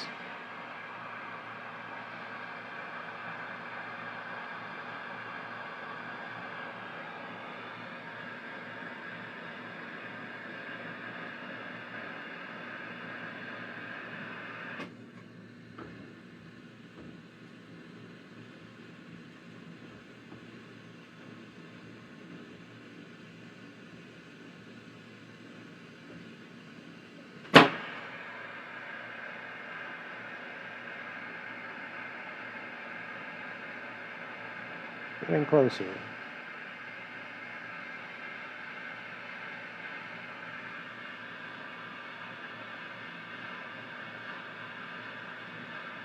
I really think sitting in that flame, the glass would get soft. And it still, glass is a good insulator, and it's radiating out a lot of energy. Every time you go into the marble mold sucks up a bunch of heat.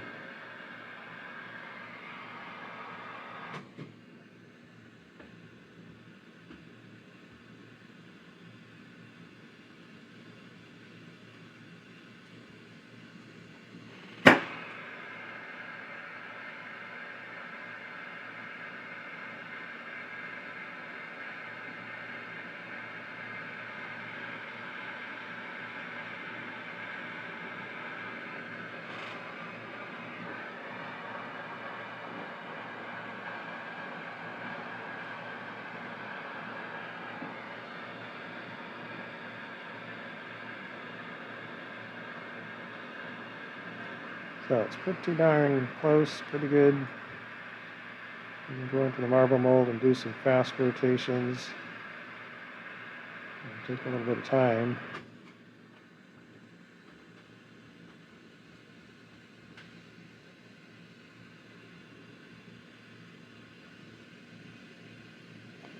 At this point, we can let it go ahead and lose some heat. So let that core solidify. We don't need to be moving much anymore.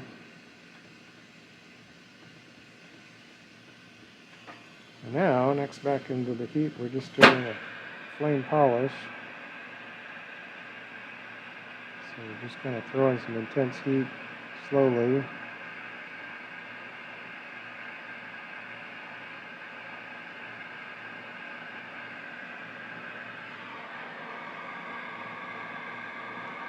Make sure that back is all nice and glossy.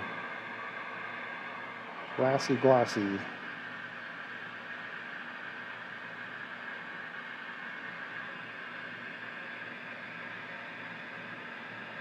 So after this heat, you're not going to touch the marble mold anymore. You can watch our reflections. We're doing really good on our reflections. Nice and smooth.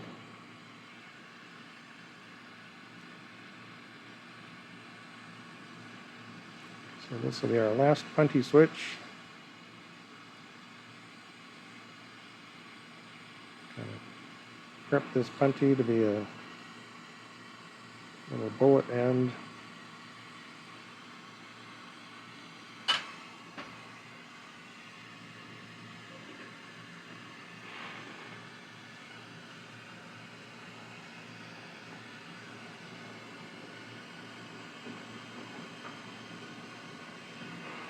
It's going to be a pretty cool marble. Okay, last punty attachment.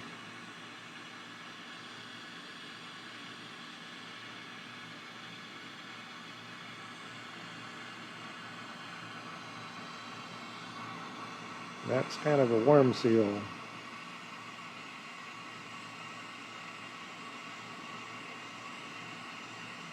I still need it to be structurally pretty strong, but it is, as I say oftentimes, on the clock. As that back end cools down, it's getting more and more fragile.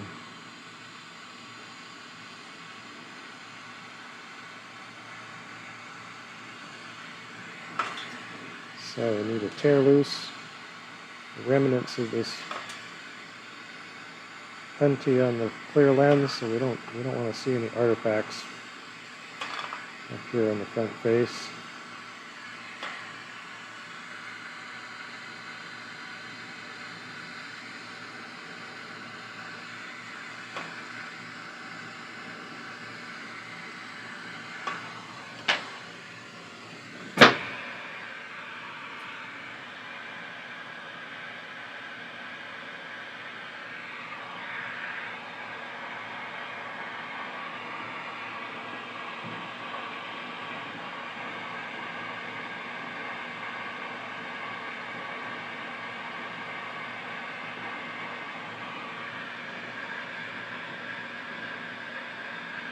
Dang it.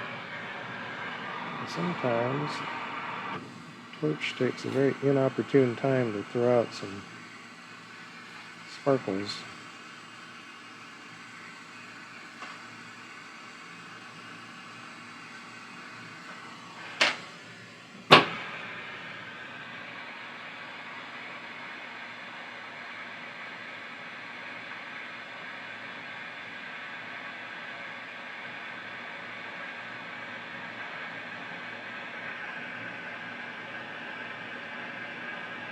Okay, heating this lens side, it heats up pretty quick.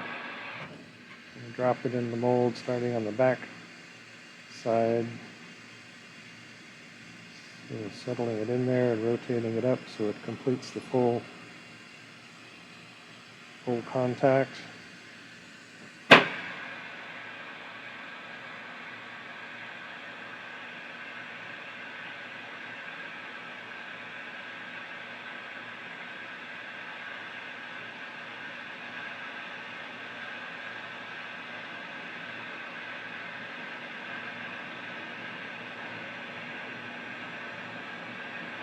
that got our basic shape, but we still had a little wrinkles from where I was poking at it. So then we wait a moment. Again, bring it in on that back side gently. Try and keep rotating the same direction until we come up on it.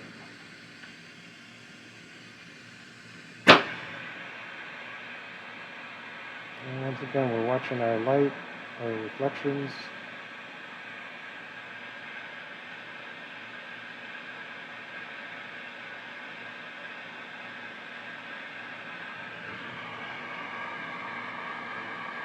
And watching for optical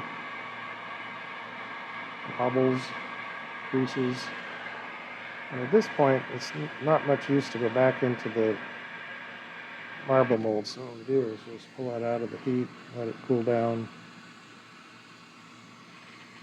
And this cycling hot and not cold, but cooling off, that'll help smooth out any little minor wiggles.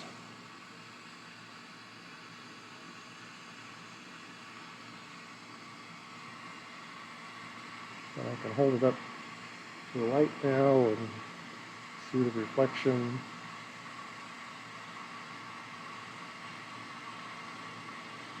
Looks pretty clean.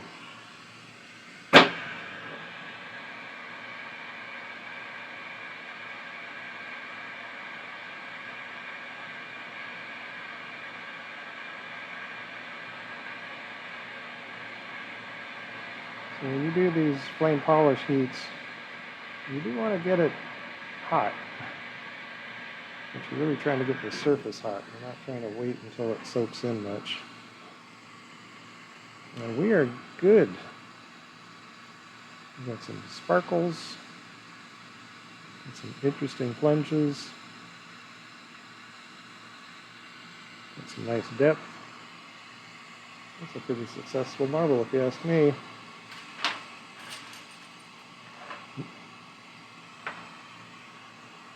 So before we knock this loose into our marble mold as transport into the kiln, we need to make sure this is cooled down where we won't leave any new fresh marks.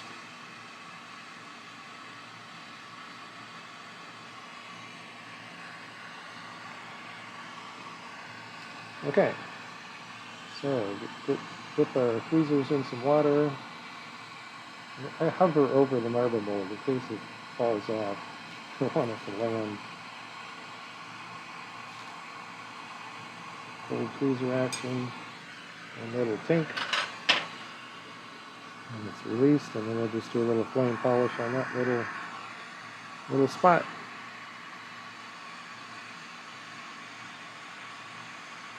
Well, everything went according to plan today. So that's a good thing. I think it turned out pretty good.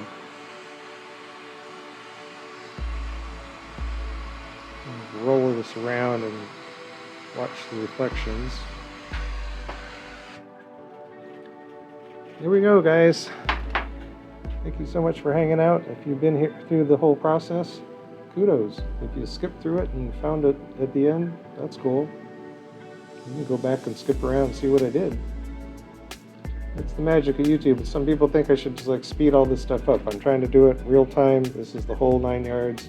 If you want to watch it at double speed, if you want to bounce through it, easy enough to do on YouTube. So this goes into the kiln. And I don't get to see what I made until tomorrow, but you get to see it in just a second. Alrighty guys, as always, take care of yourself. Self-care is very important so that you can take care of everyone that you know around you, friends and family. And we wish you the very best. Take care, guys. Check it out on the finished marble just in a sec.